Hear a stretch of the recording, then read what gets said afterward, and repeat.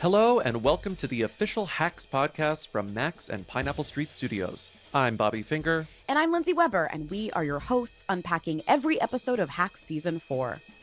Today we'll be talking about episode 8, where Ava takes her chaotic mother to work. And to break it all down, we'll be joined by a very special guest, co-executive producer Andrew Law, who is also the writer of this episode. Now, dear listener, as always, this episode will be filled with spoilers. So if you haven't watched episode 8, go back and do that, then come see us. Good morning, Mr. Jimmy Bossman. How you doing? Hey, today's not Kayla's birthday, right? It's November 19th? That's right. She told me she's a triple Scorpio, and I have to pretend I know what that means. I mean, I'm gay, but I'm no lesbian. Okay, let's do a quick recap of the episode, and then we'll get into it. Season 4, Episode 8 is called Witch of the Week. It was written by Andrew Law and directed by Lucia Agnello. In this episode, Ava's mother comes for a visit to see her daughter's new job and apartment in the Americana Mall. Ava, this is amazing! I mean, you basically live in the Cheesecake Factory! Just stop screaming, I'm coming out to get you. Our good friend Mayor Joe, portrayed by Lauren Weidman, is at the center of a Zamboni-related sex scandal, and Deborah decides to help her out. You know, I had some fun. I got caught. I'm honest about that. But I am the mayor of Sin City. The first thing I wanted to talk about in this episode, kind of randomly, and it's a very small moment, it's maybe only a 4-second shot, is we finally get a view outside Ava's window of her Americana Mall apartment. We see her mother waving at her, and behind her is the Cheesecake Factory. Ava's view is the Cheesecake Factory. That is perfect. The thing about this show that always delights me is like the Americana joke is at first a joke, is first a reference, is first a moment. Then all of a sudden, it's reality where you have Hannah Einbinder in a balcony at the Americana screaming down at Jane Addams, who is standing on the kind of trolley tracks. Oh, wait! Can you bring me down a penny for the fountain? Honey, I want to make a wish! It feels kind of in the gaps of this like crazy life that Ava lives, kind of, where she's literally existing either on a late night show set in the Americana Mall, which is also a Hollywood set, let's call it. And then at the end of the show, when they're walking through Universal Studios on the set of War of the Worlds, it's like, this is just like this fantasy life that she is living. And a lot of that is talked about in this episode because Jane Addams is like, when are you going to have a kid? And then by the end of the episode, she's like, actually, I see how much you love your job. I see how important it is to you. You're I see how fulfilled. satisfying it is to you. I get why you're doing this. I get why you live in this fantasy world of Hollywood. There's a very lovely moment in that like War of the World set, which is so absurd visually, but there's this kind of absurdist tableau behind them. Yeah. There's like a crashed jet, a house that's been destroyed. They're walking on this random street. She's like, this is a movie set, Mom, and it's been here for like 20 years. And her mom is flabbergasted by it. Like, she thinks it's so cool. And she's like, you probably don't even think of this as cool. You're probably over it because this is so normal to you. And Ava's like, no, it is cool. Like, you're right. And I think it's a nice moment of realization for her. It's sort of like a minor version of the Rosie O'Donnell moment from a couple of episodes ago, where Rosie and Jane Addams in this moment help these characters kind of really take a look at themselves from the outside and say, like, you realize how well you have it? Like, this is great. I hope you acknowledge this. And they do, ultimately. Well, there's also like, you'd expect characters like that to show up and kind of take away from the importance of the job and be like, it's not a big deal. You're overdoing it. You're putting too much into it. But I think what's nice about this show is that the show Hacks thinks that Hacks knows and wants you to know that late night is important, that it is like special, that it is historical, that it is good and it can be better. And like, it doesn't want to devalue these Hollywood lives, even though they may seem frivolous at times and unreal and whatever the criticism of it might be. And that's why the fact that Ava brings her mom, Jane Addams, to work begrudgingly ultimately helps her. Yeah. You know, like, she shows up to her apartment saying, when are you going to have a baby? You're getting old. I got all this money from a lawsuit. Like, I want you to freeze your eggs. Let's figure this out. And by the end, because she went to work with her and saw like how passionate she is, saw how exciting and rewarding her job is, like from the writer's room to the actual taping, she was like, you know what? I get it. And if she had just come to the taping, I don't think she would have had that sort of clarity at the end of the episode. Right. On the War of the World set. And the Mayor Joe of it all is really interesting because not only do you get to see this like beloved character again who's so funny and just like naturally alive and it is believable this would be the news of the week. I like this show Right. because it doesn't actually like convince you that something would be big news if it wouldn't be. Like it would be Right. big news if the mayor of any city in the country was caught having an orgy on a Zamboni. Like that is news no matter what. That is funny. But what I like about this is that Mayor Joe plotline is what propels them to change the format of the show once again, where the idea that this Joe moment that goes viral is inspiring them to literally change up the way that they cover news, in that they don't need to be first out of the gate and giving these cheap jokes. Every late night show does topical monologue jokes. And I love to make fun of people. It's one of life's great pleasures, but I don't need to pile on. Totally. I mean, people used to watch late night for a fresh take on the news of the day, but they do not do that anymore. We need our show to be more of an event. Yes. Yes, we can book guests I actually know, who are interesting, who are not pretty 20-year-olds I have to pretend to be charmed by. It needs to be more buzzy and dishy and fun. We could tape the day before the show airs, and then we can tease viewers by dropping clips with juicy cliffhangers to get them to tune in. And then you see that beautiful montage where it's realized, like the show is more realized every episode. And this is, I think they come really far. So another moment that I wanted to talk about before we get into our interview is a great Kayla subplot. I love this gorilla mode idea that we've been introduced to this season and seeing Kayla turn it on and off. Hey!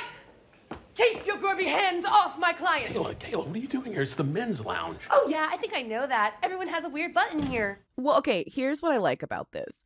Kayla's like half gorilla, full gorilla mode has been, I thought was kind of a joke, and it is funny.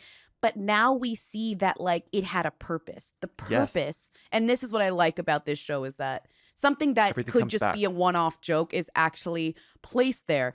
And what happens is, which is so great, it works towards the plot where when Kayla goes to confront her father, he's like, I've heard from around town that you are powerful, that you are scaring people, that you are signing interesting clients. Interesting clients. She signed Lassie. Like, she is signing interesting clients. Like, this all comes back where you think this Kayla thing that's silly and a joke turns out to be working in her favor in this way, where her father, who was kind of like, go do whatever the fuck you want to do, I don't care about this, is like, I actually want you back because turns out you're kind of good at this job. good. She is getting a reputation for being like quite good at what she is doing, you know?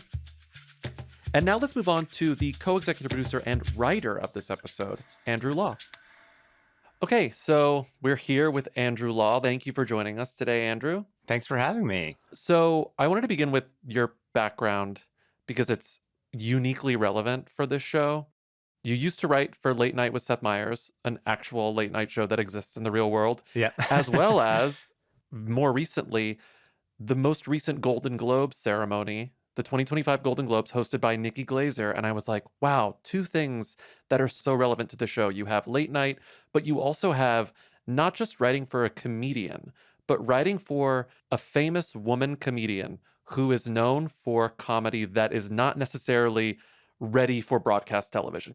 How did that affect the way that you wrote the show? Like, did you actually, I mean, obviously it's like a benefit to having that perspective, but how did it work its way into the writer's room? What's interesting about writing for Nikki is, number one, I didn't actually know her before the Golden Globes. I was sort of like brought in by Jess Dweck, who's another writer who works for Hacks, who suggested my name, threw it out there.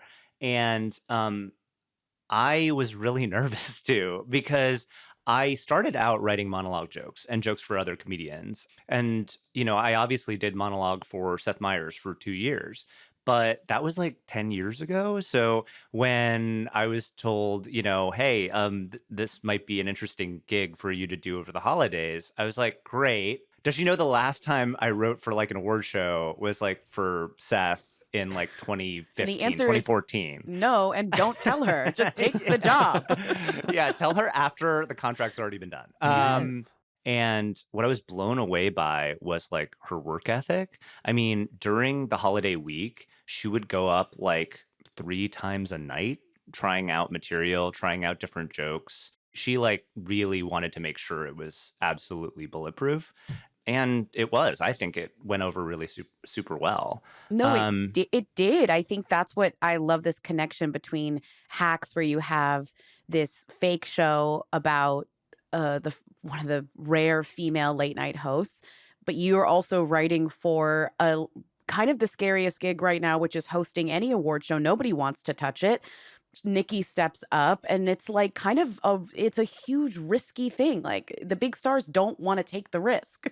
Totally. I mean, like, it's this weird thing where you're here to celebrate all these super famous people who are all waiting to either win or lose. And you don't want to like dunk on them so hard that it actually ruins their night. Sure, at but the same like, time, that's what the audience wants. Yeah, and that's like the culture of late night in a way. And award shows is like, it's like poking a little bit at Hollywood. Like, it's, what are we celebrating? And I think that is one of those things that we're always walking a tightrope with. Like, and it is in Hacks as well. That's like the central discourse of Hacks is like, what is the voice of this show? Is it pandering to moms? Is it pandering to cool comedians? Does it want to win the Peabody Award? Like, it is just, you have probably the most relevant experience in kind of trying to find the voice of a show like this. I remember when we first started working on Seth. First of all, it started when he was still on SNL. So when I got hired, the show hadn't launched yet. And it was me and a bunch of other super young writers, everyone's first sort of real job. And all like 15 of us were piled into like one room with like different desks. It was this like real challenge to figure out what is his show when he goes from 10 minutes on Weekend Update to an hour at 12:30, you know? And so every night. And you have to fill an hour with not just, you know, monologue, which is sort of like what he did on Update, but you also have to have sketches and recurring characters and desk pieces and all this other stuff. So a big part of that first year was really figuring that out. And I don't think anyone like remembers this, but like the first year was like a totally different show. And then they found a closer look about a year and a half into the show. And then that sort of became the show, and it became topical and political. And he was doing these sort of like longer desk pieces that weren't just like joke buckets. He was basically giving an essay about like, you know, with jokes about the politics of the day. So and that's kind of like what the show has continued and remains being. But like in that first year and a half, it was very like, are we Conan? Are we Kimmel? Like, are we, you know, we didn't really know. Well, that's kind of the episode. Totally reflected in this show, because I feel like to people like Lindsey and myself who have no experience in this industry, we're just like, oh, Deborah's late night show, it's evolving. Is this how this works? Like, I guess I'm going to believe it in the universe of the show. But it's so interesting that it is, in fact, how it sometimes works, that you have to sort of figure things. It's almost like a show on Broadway that's in previews. It's like you got to figure out a way to make it work even while it's on the air, which is so stressful. Totally. And, you know, I think that that's what a lot of like the producers, the executive producers were thinking about. But for us as the writers, it was just like you were trying to keep your job. You were like, oh, no, if I don't learn this guy's voice, because you're on these, I believe, like 13-week contracts. That's how late night works.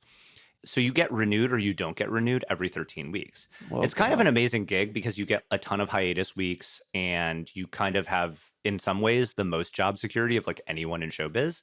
On the other hand, it's not like one of those things where you have a salary for a year. They tell you whether or not you're coming back like every 13 weeks.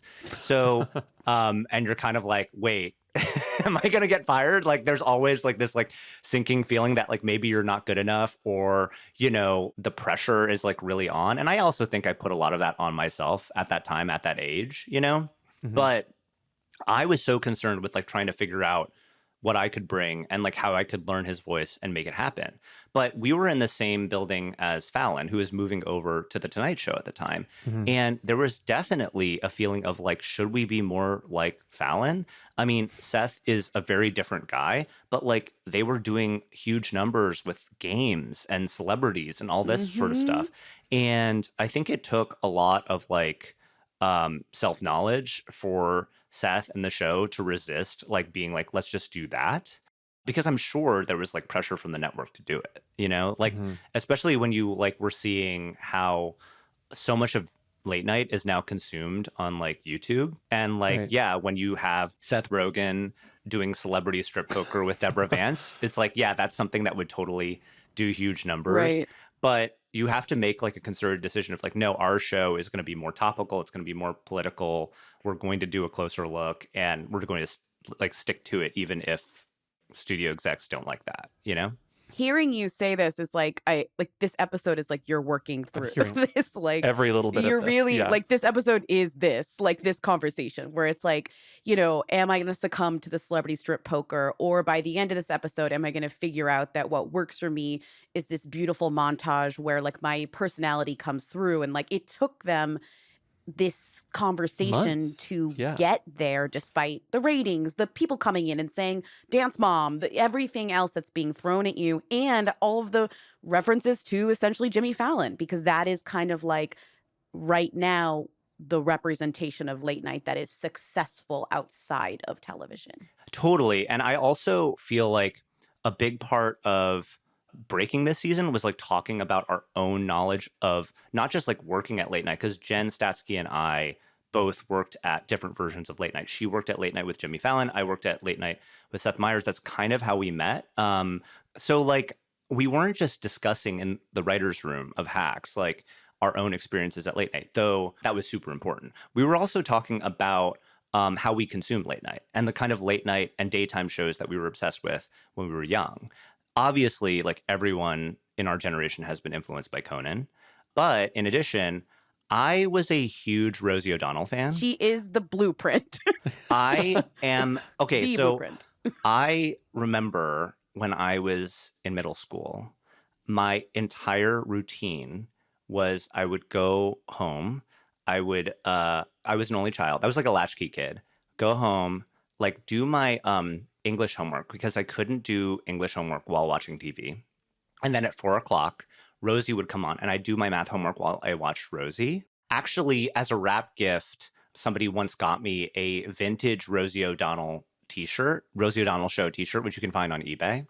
And I haven't worn it yet because I don't want it to fade. Is it that very like that really cartoony style that she had? Yeah. Yes. I feel like you gotta wear that out. John You McDee gotta- and the McDLTs. Yep. You gotta wear that out. And you wrote Rosie O'Donnell into an episode. And Rosie This is on a show that you write. Yeah. 2 episodes ago, Rosie O'Donnell showed up. Did that have anything to do with you or this story? Like, it seems like, based on what you said, Rosie's like the ultimate other comedian to show up on this season. Well, okay, 2 things about Rosie O'Donnell. One is she's really good friends with Carol Leifer, who wrote for season 3.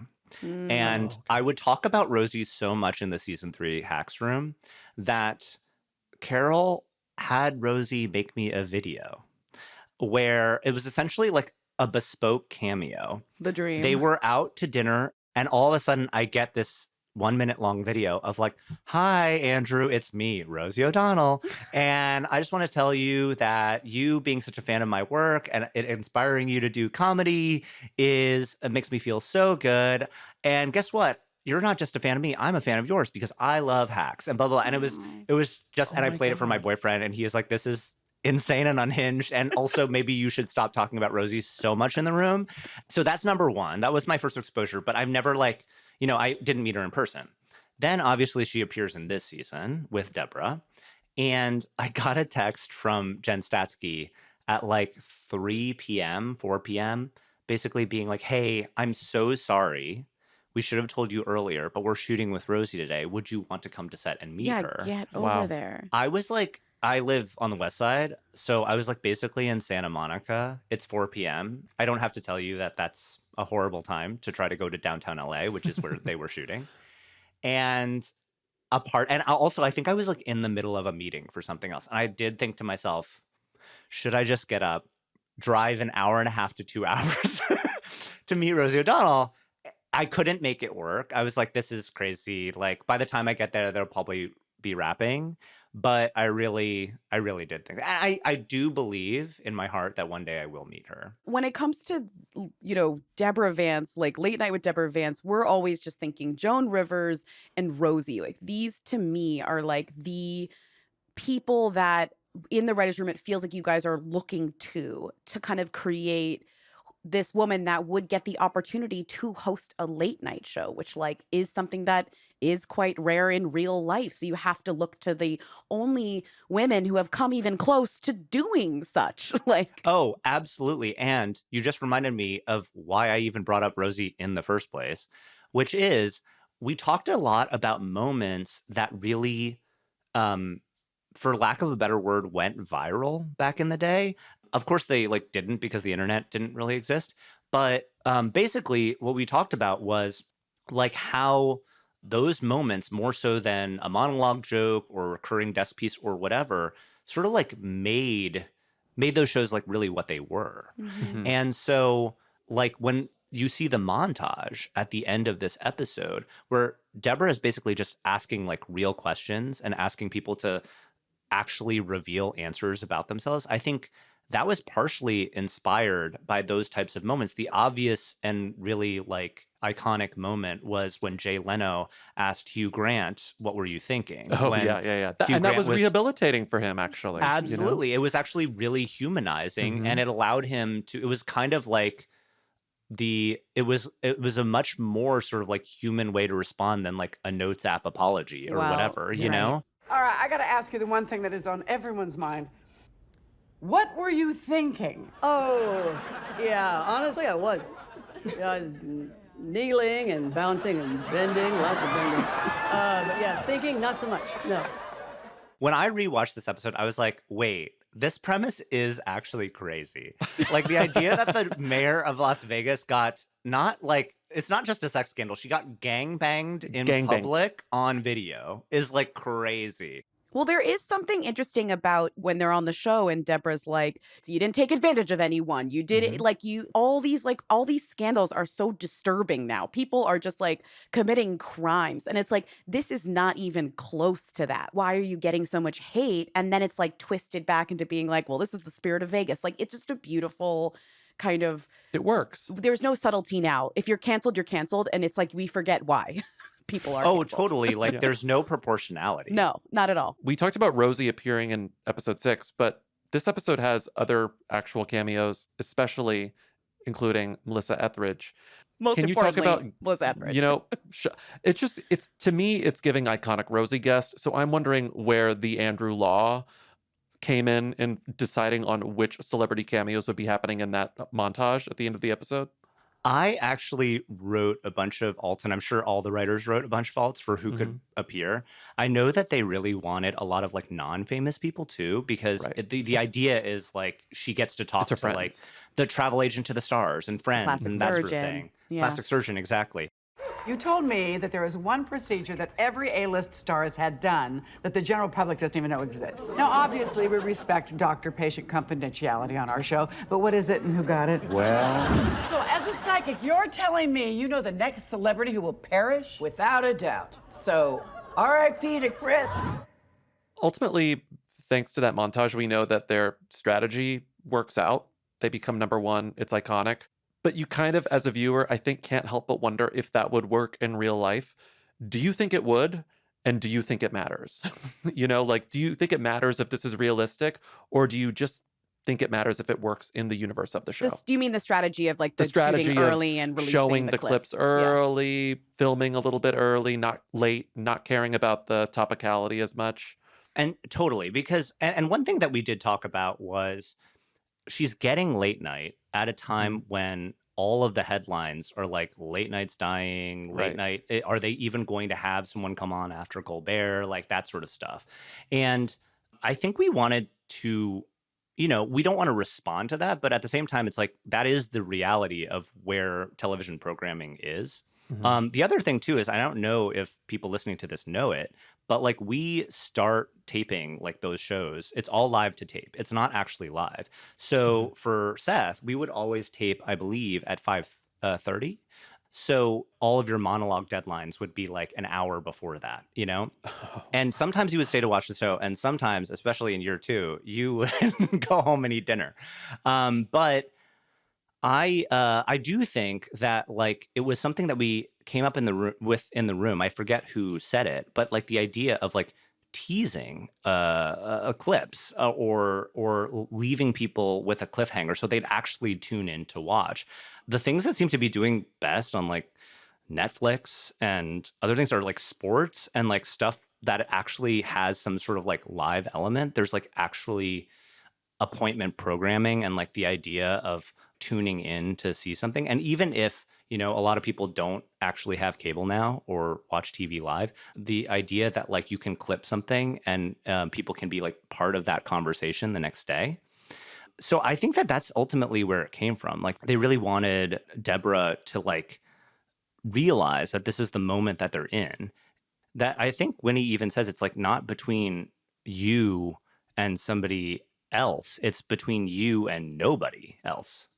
Right, it's like no and one that's is- very real. Yeah. It's like maybe they'll just get rid of Deborah and replace her with a panel show or a Big Bang Theory rerun or something. But it's like, it's not that Late Night with Deborah Vance won't exist after this. It's like nothing may come on after. Right, they're going to replace it with like a cooking Reruns show, of rerun, The Challenge, you know? QVC, whatever. This was episode exactly. 2 where she's like, if like this is the last shot, this is the last chance. This time slot is not magical. Like you have to make it magical, essentially. And that's where like all of that pressure that comes down on the host, I think is like super real. It's like trying to make the right decisions from everything from like staffing to promos. I could not believe how long the robot promo went on for. When I finally saw the episode, I was like, wow, Her ball covered Jean in the really balls. dances as the robot for quite a long time. We're living in a dots covered society We're these days. big Like there are mocap fake fans. apes everywhere. Yes. Like motion capture is the future. So I'm glad we got a glimpse of that. Deborah, while we have you at the green screen, we are gonna have you literally leap over leap day for socials, okay? Ready? 1, 2, 3, leap. Ooh, not you literally leaping on leap day. I do like that you guys continually kind of knock Deborah down a little bit in terms of like making her do social media stuff with the social media kid and making her do dots covered. You know, she's always kind of like taking it for the team in a way, even though we're used to her being this tough, thick-skinned person, but she'll do anything for the show. Like she'll do anything for the show. Like if they show up and they're like, we want you to act a fool, she'll do whatever it takes. So the episode ends with Ava realizing that probably it was Deborah who got Winnie fired. And Deborah becomes the witch of the week. Again, Mhm. we're back You know, to Deborah. Which Like is Deborah sort just of a redeemed wild herself. full circle moment for the episode. Now she's back. Right after reconciling with Ava, there's this new source of tension. Yeah, I think like Ava learns in this episode that she, no matter how much she wants to trust Deborah, she really can't. I mean, the power dynamic of their relationship just doesn't make it possible. And at the end of the day, Deborah wants the show to succeed more than anything else in her life. So if that means having to cut other people out or step over people or whatever, she's willing to do that. I think you can tell by the end of the episode, she doesn't feel any remorse about the Winnie thing. And she is really like basking in her own glory of being the queen of late night. This is what she's wanted forever, for like the last like 50 years. And she's finally getting it. So she's not going to apologize for that. And I think this, like episode 8 sends us into the last 2 episodes with that question hanging over Ava, which is if she can't trust Deborah, what is Deborah going to do to her? By episode 6, you feel like they've finally gotten it figured out. And you feel like you can predict what Deborah's going to do next. Because Ava's pretty easy to predict. Deborah is not. And like you said, it's partly because of the position that she's in, right? But at this moment, like anything could happen in the next episode. Totally. And I think that she's realizing that if she's capable of getting rid of Winnie, she's probably capable of a lot more.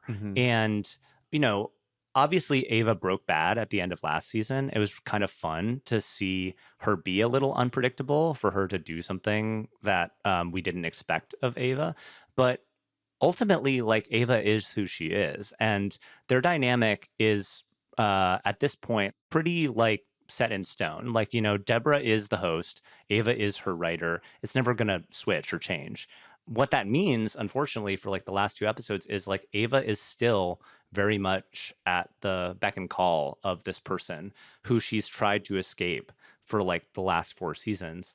And I think she's coming to the realization that she may get burned again. And that's like the big question is Deborah going to do right by her, or is she going to throw Ava to the wolves?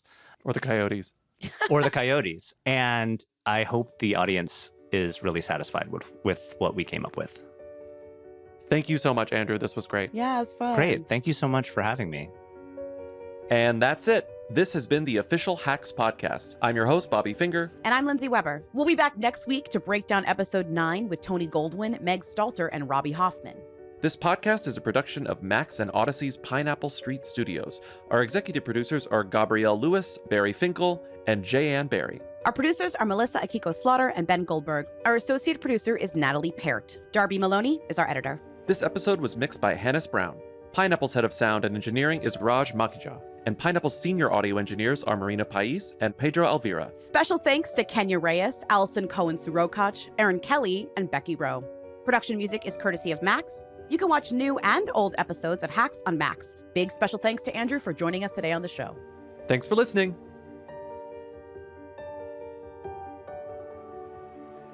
You got to be tough and you got to be a killer. Jimmy is neither one of them. But you are. Remember that time at SeaWorld? You killed that dolphin? I saw you stick that muffin in its blowhole. My super sweet 16. Yeah.